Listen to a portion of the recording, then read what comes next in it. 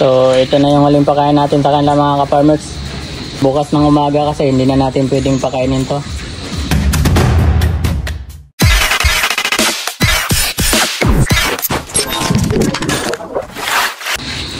So ito na yung huling pakain natin sa kanila mga ka-farmers. Bali bukas ng umaga kasi hindi na natin pwedeng pakainin to.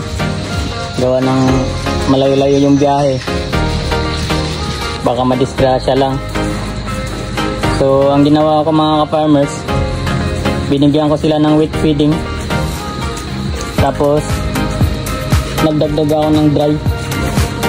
Ayan kung makikita natin, nagdagdag ako ng dry para iinom sila ng maraming tubig, para bukas ng umaga hindi sila ganong gutom.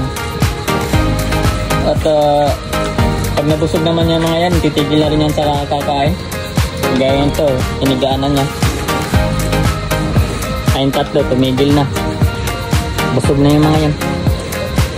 So ang gagawin natin,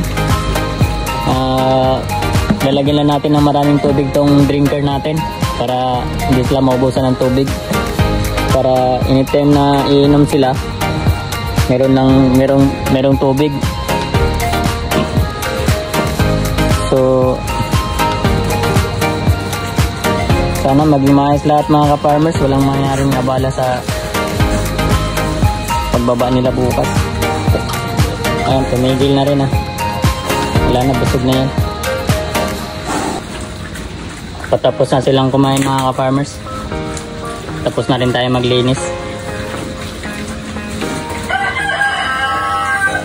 Mamapig natin, tapos na rin. Tapos na rin siyang kumain.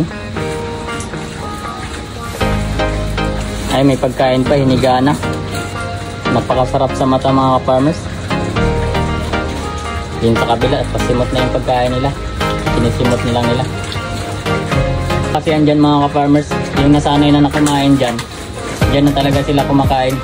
Kahit lagyan ko dito ng pagkain sa kainan nila, mag-aantay talaga sila dun. Dun sila na antay nila na lalagyan siya ng pagkain dun. Sana ito aabot ng 80 kilos to mga ka-farmers. Tsaka itong isa, 2, 3. Pero yan, sigurado ako nasa mga 70 plus lang yan. Ganyan kalaki yung kinatay namin kahapon. Ito lang yung mga malalaki. Tsaka yung babae na yun, yan nakaiga. Yun lang yung malalaki. Maganda sana mag-dress meat mga ka-farmers, kaso medyo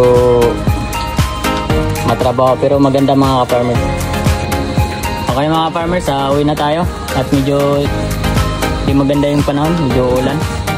So kailangan nating bumaba ng maaga-aga. Okay mga ka-farmers, let's go!